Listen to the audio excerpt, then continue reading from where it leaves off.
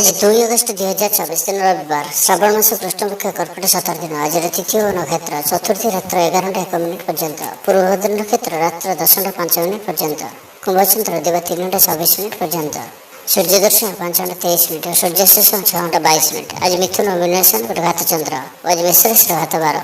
आज शुभ बेला दिवा 5:26 दिवा 9:44 पर्यंत, दिवा 1:29 दिवा 2:01 पर्यंत, रात्र 7:03 रात्र 9:17 पर्यंत। निषिद्ध खाद्य आज मूला भक्षण निषेध। तो मेष ठारू आरंभ कर मीन राशि व्यक्ति कौन कही थाए आज आपणकर राशि, कौन कही थाए आज आपणकर ग्रह नक्षत्र और आज आपन एपरि केउं उपाय करबा आवश्यक जहाँफल आज आपणकर दिनटी अत्यंत शुभ सब्यस्त हेब। एही क्रम सबुठारु प्रथमे आसंतु जानिबा मेष राशि विषय। मन विचलित रहिब, स्वास्थ्य सामान्य खराब रहिब, तो आज स्वास्थ्यर जत्न नियंतु। आय अपेक्षा व्यय अधिक रहिब। पारिवारिक जीवन में बुझामणार अभाव देखादेव। अचानक कलह पड़ पारती, बाध्य हो अकार्य करें, तो आज विशेष भाव में कुसंग और खराब मित्रों दूरे रुहतु। पारिवारिक जीवन में नाना समस्या मान देखादेव।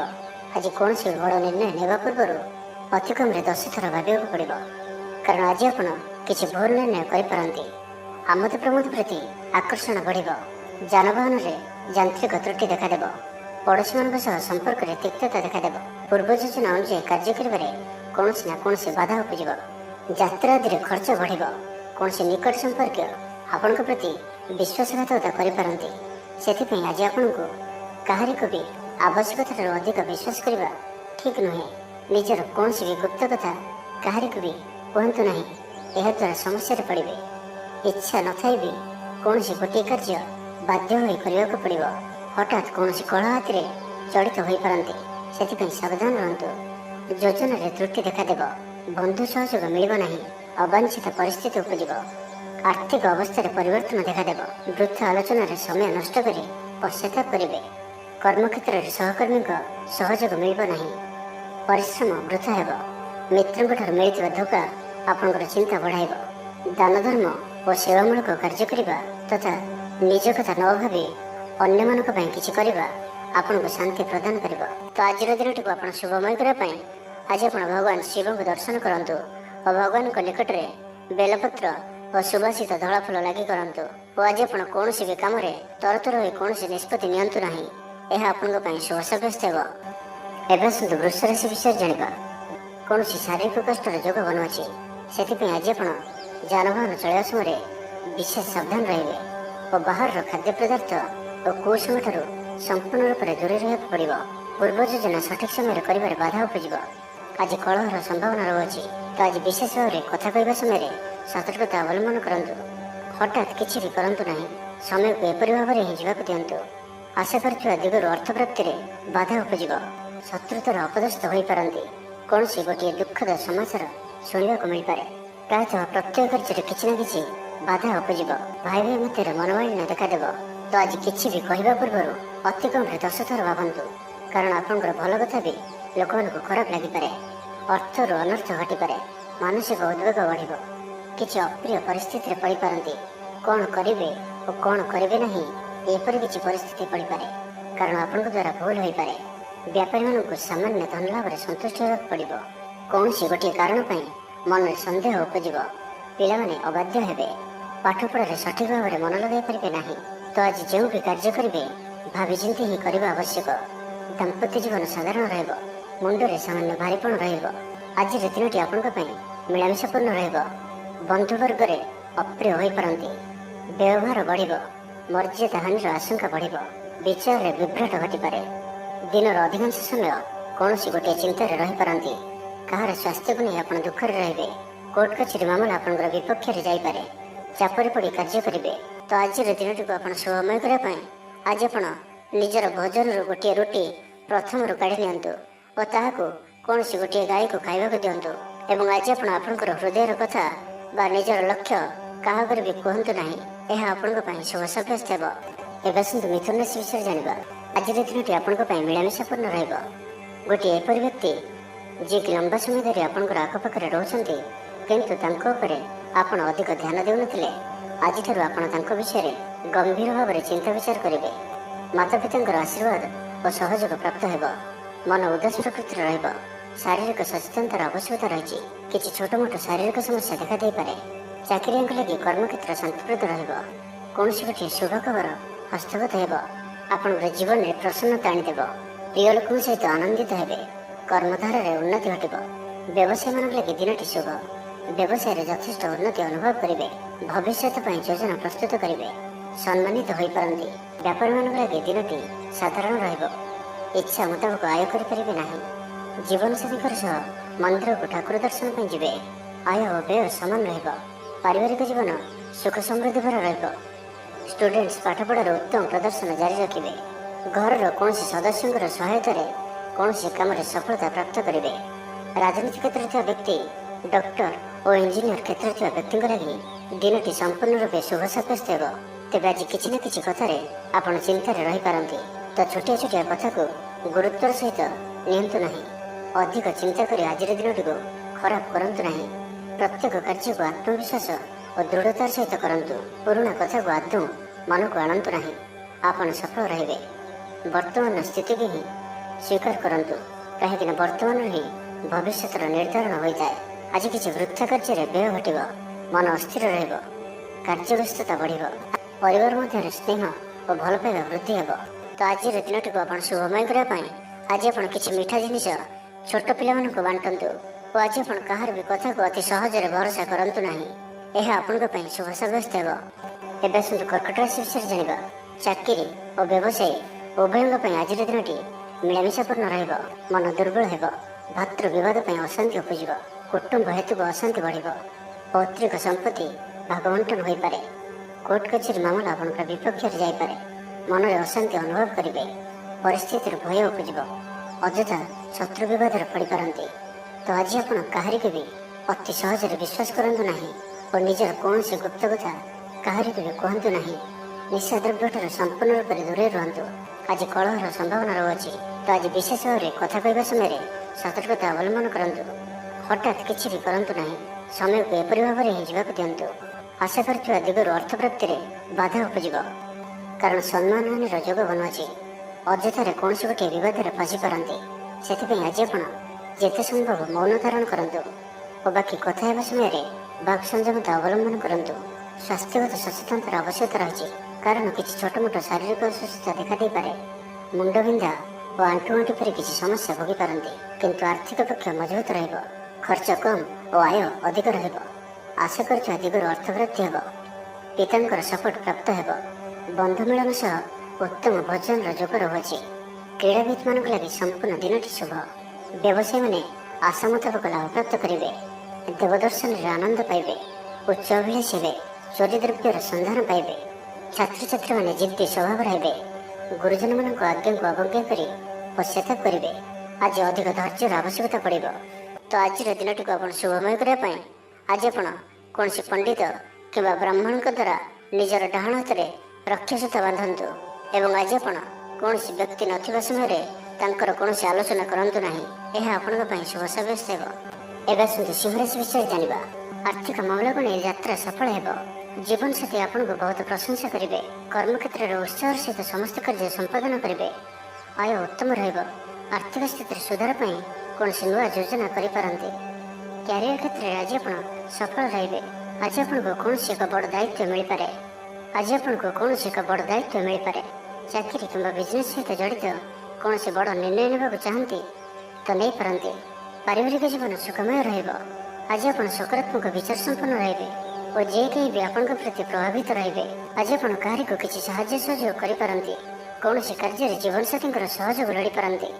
ଜୀବନରେ ଖୁସିର ବର୍ଷା ହେବ। ଯାହାକୁ ଯାହା କହିବେ କେହି ଆପଣଙ୍କର କଥାକୁ ଭାଙ୍ଗି ପାରିବେ ନାହିଁ। ଚାକିରି କ୍ଷେତ୍ରରେ ଥିବା ବ୍ୟକ୍ତିଙ୍କୁ ନୂଆ ପରିଯୋଜନା ମିଳିବ।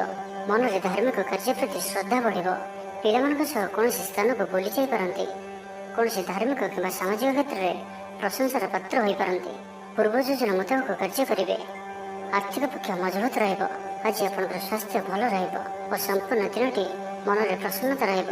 ସ୍ୱାସ୍ଥ୍ୟଗତ ସଚେତନତାର ଆବଶ୍ୟକତା ନାହିଁ। ସ୍ୱାସ୍ଥ୍ୟ ଭଲ ହିଁ ରହିବ। ଷ୍ଟୁଡେଣ୍ଟସ୍ମାନଙ୍କ ପାଇଁ ମଧ୍ୟ ଆଜିର ଦିନଟି ଅନୁକୂଳ ଓ ଶୁଭ ସାବ୍ୟସ୍ତ ହେବ। ଆପଣଙ୍କର ଉର୍ଜାର ସ୍ତର ଭଲ ରହିବ। ନିଜକୁ ସୁସ୍ଥ ସବଳ ଅନୁଭବ କରିବେ। ସାହସର ବୃଦ୍ଧି ଘଟିବ। ସଫଳତା ହାସଲ କରିବା ପାଇଁ ତତ୍ପର ରହିବେ। व्यापार कौन नुआ अनुबंध हो पारे जीवनसाथी उन्नति जीवन में मधुरता आसब महिला मान किसी खास खुशी अवसर मिल कारोबारी को धन लाभ हो तो आज दिन टी आप शुभमय करने आज आप गोटे बरपत्र नियंतु और से केसर द्वारा निजर मनोकामना को लेखि बही जाऊा जलराशि प्रभावित कर दिंतु और आज आप कहार भी हृदय दुख दिंतु ना यह आपण शुभ सब्यस्त हो कन्या राशि विशेष जाना आज आप दिन टी मिलामिशापूर्ण रही मुकदमा होबार खबर प्राप्त करते शत्रु आपणकर विरोध में षड्यंत्र करते पितृक संपत्ति व्यस्त रे कौन से गोटे कार्य आस्था हर पारती स्वास्थ्य चिंताजनक रही स्वास्थ्यगत सचेतनतार आवश्यकता रही लव लाइफ दिनटी अनुकूल नुहे यथासंभव आज उभय उभयठार दूरे रुहतु आलस्य वृद्धि पाइब कर्मक्षेत्र में समस्त कार्य उचित समय न होगा कारण मन विषर्ण महिला मान दिनटी साधारण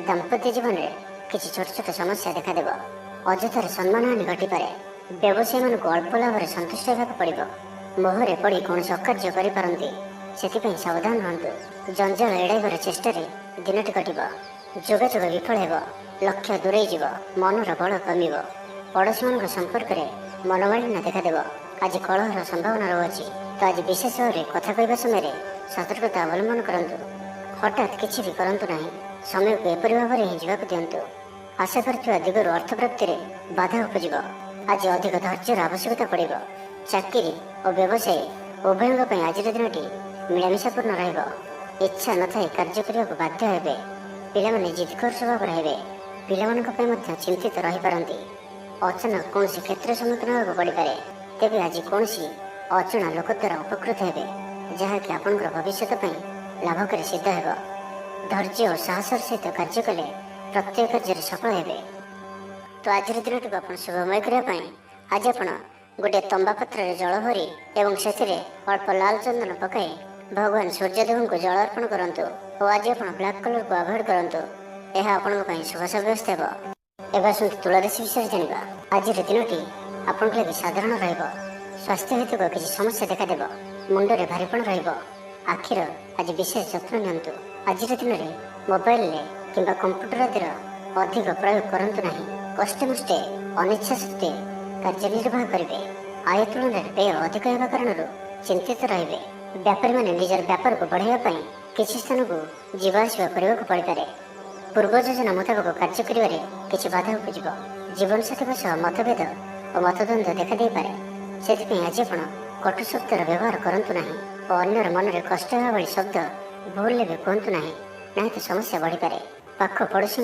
मिथ्या निंदापदर शिकार हो पारती तो से सावधान रुहतु विद्यार्थी मान लगे दिनटी साधारण रहा अधिक भल ना अधिक खराब परोपकार कर अपदस्थ हे कार्यभार वृद्धि पाइब ऑफिस रे वातावरण अशांत किसी गोटे सामान्य घटना द्वंद्व उपज से आज आपको विशेष भाव में बाघ संयमर आवश्यकता पड़ो दिन सारा व्यस्त रे आज आप सामान्य क्रोधी जनाजे चिड़चिड़ा स्वभाव देखादेव टिके टिके कथार रागिज भाई स्थिति उपज तो सावधान रुहतु जो भी कार्य बा निष्पत्ति नेउछंती भल से चिंता विचार करके ही नियंतु बड़ धरणर परिवर्तन निष्पत्ति और निवेश ठार आज दूरे रुहतु प्रत्येक क्षेत्र में सतर्कतार आवश्यकता रही निआं और पानी प्रति सतर्क रुहतु जानवाहन चलवा समय अधिक सतर्कता अवलंबन करतु और कौन भी रिस्क भाई कार्य दूरे रुहतु तो आज दिन टी आप शुभमय करने आज आप कौन गोटे मंदिर दर्शन में जातु और सेठारे घीर दीपटिए जालतु और आज आप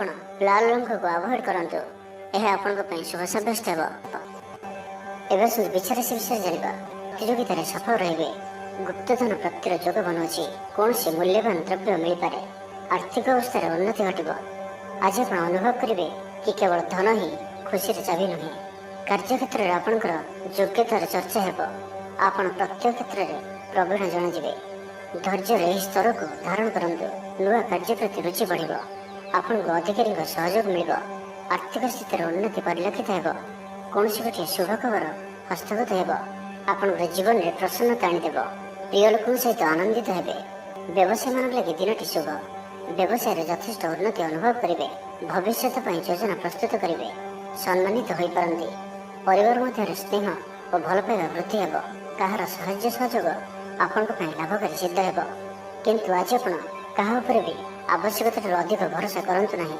କେହି ନିକଟ ସମ୍ପର୍କୀୟ ଆପଣଙ୍କୁ ଧୋକା ଦେଇପାରନ୍ତି। ତ ଆଜି ଆପଣ ଦୁଷ୍ଟ ପ୍ରକୃତିର ଲୋକମାନଙ୍କ ଠାରୁ ଦୂରେଇ ରୁହନ୍ତୁ ଓ ନିଜର ଇଷ୍ଟ ଭଗବାନଙ୍କର ସ୍ମରଣ କରନ୍ତୁ।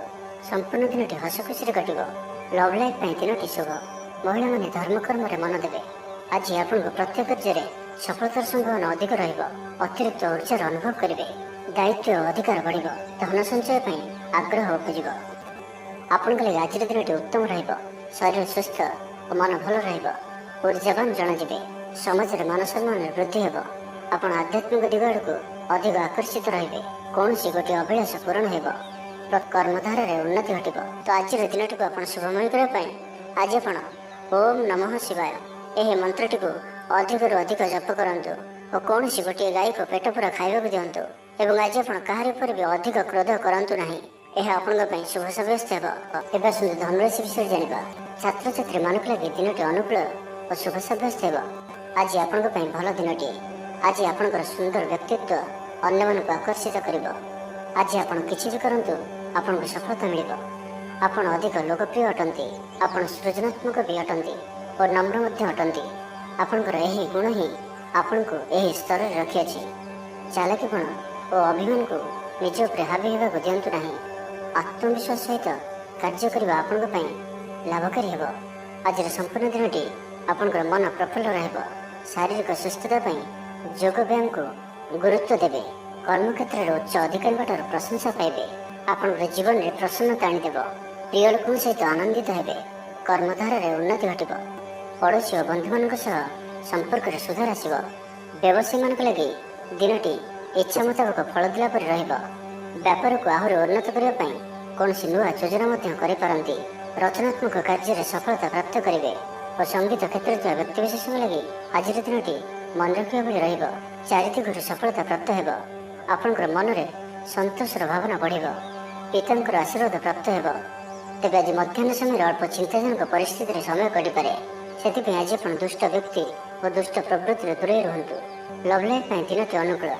ପୂର୍ବ ଯୋଜନା ସଠିକ୍ ସମୟରେ ପୂରଣ କରିବେ। ଦୂରଯାତ୍ରାର ଯୋଗ ବନୁଅଛି।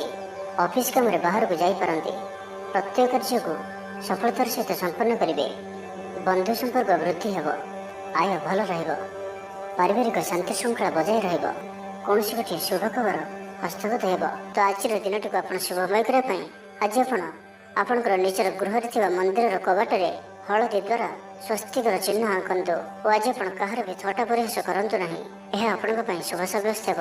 ଏବେ ଆସନ୍ତୁ ମକର ରାଶି ବିଷୟରେ ଜାଣିବା। ମାତା ପିତାଙ୍କର ଆଶୀର୍ବାଦ ଓ ସହଯୋଗ ପ୍ରାପ୍ତ ହେବ। ମନ ଉଦାସ ପ୍ରକୃତିର ରହିବ। ଶାରୀରିକ ସଚେତନତାର ଆବଶ୍ୟକତା ରହିଛି। କିଛି ଛୋଟ ମୋଟ ଶାରୀରିକ ସମସ୍ୟା ଦେଖାଦେଇପାରେ। ଚାକିରିଆଙ୍କ ଲାଗି କର୍ମକ୍ଷେତ୍ର ଶାନ୍ତିପ୍ରଦ ରହିବ। ଆପଣଙ୍କର ଧ୍ୟାନ କେନ୍ଦ୍ରିତ ରହିବ। ପରିଶ୍ରମୀ ରହିବେ। ଯୋଜନାକୁ ସଫଳ କରିବା ପାଇଁ ଆପଣ ସହକର୍ମୀମାନଙ୍କର ଅଧିକ ସମର୍ଥନ ପାଇବା ପାଇଁ ନିଜର କଥାବାର୍ତ୍ତାକୁ ଆଗକୁ ବଢ଼ାନ୍ତୁ। ବ୍ୟାପାରରେ ନିଜର ପ୍ରଖର ବୃଦ୍ଧି ପାଇଁ ପ୍ରଶଂସା ଓ ସମ୍ମାନର ପାତ୍ର ହେବେ। ଆର୍ଥିକ ରୂପରେ ଆପଣ ସୁରକ୍ଷିତ ଅନୁଭବ କରିବେ ଓ ଆପଣ ସମ୍ପତ୍ତିରେ ନିବେଶ କରିପାରନ୍ତି। ଯାତ୍ରାର ଯୋଗ ରହୁଅଛି।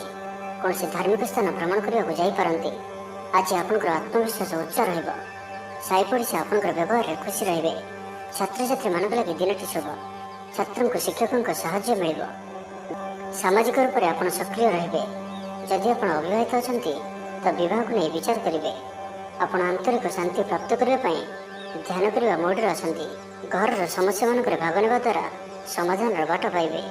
ଆପଣଙ୍କର ଜୀବନରେ ପରିବର୍ତ୍ତନର ସମୟ ଚାଲୁଅଛି। ତ ଜୀବନକୁ ସର୍ବଦା ସକାରାତ୍ମକ ଭାବରେ ନିଅନ୍ତୁ ଓ କୌଣସି ବି ଭଲ ସୁଯୋଗକୁ ହାତଛଡ଼ା କରନ୍ତୁ ନାହିଁ। ଦୃଢ଼ତା ଓ କୁଶଳତା ପରି ଗୁଣର ବିକାଶ ହେବ। ଆପଣ ଭିଡ଼ ଭିତରେ ନ ଚାଲି ଅଲଗା ଚାଲିବାକୁ ଚେଷ୍ଟା କରନ୍ତୁ। ସଫଳ ରହିବେ। ତେବେ ଆଜି ଆପଣ ଅଳ୍ପ ଚିଡ଼ିଚିଡ଼ା ଓ ଅଳ୍ପ ଅସ୍ଥିରତା ଅନୁଭବ କରିପାରନ୍ତି। କିନ୍ତୁ ଆଜି ଆପଣଙ୍କର କୌଣସି ଗୋଟିଏ ପୂର୍ବ ଯୋଜନା ଫଳବତୀ ହେବାରୁ ଆପଣ ଖୁସି ରହିବେ। ସ୍ୱାସ୍ଥ୍ୟ ଭଲ ରହିବ। ଆଜି ଆପଣ ନୂଆ ନୂଆ ଲୋକଙ୍କ ସହିତ ଭେଟିବେ ଓ ଏହା ଆପଣଙ୍କ ଭବିଷ୍ୟତ ପାଇଁ ଲାଭକାରୀ ସିଦ୍ଧ ହେବ। ବ୍ୟାଙ୍କ ଓ ବୀମା କର୍ମଚାରୀଙ୍କ ପାଇଁ ଦିନଟି ଅତ୍ୟନ୍ତ ଶୁଭ। ତ ଆଜିର ଦିନଟିକୁ ଆପଣ ଶୁଭମୟ କରିବା ପାଇଁ ଆଜି ଆପଣ ଘରର ଛାତ ଉପରେ କିମ୍ବା ଘର ବାହାରେ ଦୁଇଟି ପାତ୍ରରେ ଗୋଟିଏ ପାତ୍ରରେ ଜଳ ଓ ଅନ୍ୟ ପାତ୍ରରେ 7ଟି ପ୍ରକାର ଦାନ ମିଶାଇ ବାହାରେ ରଖିଦିଅନ୍ତୁ ଓ ଆଜି ଆପଣ କୌଣସି ଅଚିହ୍ନା ବ୍ୟକ୍ତିଙ୍କ ସହିତ ଯୁକ୍ତିତର୍କ କରନ୍ତୁ ନାହିଁ। ଏହା ଆପଣଙ୍କ ପାଇଁ ଶୁଭ ସାବ୍ୟସ୍ତ ହେବ। ଏବେ ଆସନ୍ତୁ କୁମ୍ଭ ରାଶି ବିଷୟରେ ଜାଣିବା। ବ୍ୟବସାୟୀମାନେ ଘୋର ପ୍ରତିଦ୍ୱନ୍ଦିତାର ସାମ୍ନା କରିବେ। ଦାମ୍ପତ୍ୟ ଜୀବନ ସାଧାରଣ ରହିବ। ଆଜିର ଦିନଟି ଆପଣଙ୍କ ପାଇଁ ମିଳାମିଶାପୂର୍ଣ୍ଣ ହିଁ ରହିବ।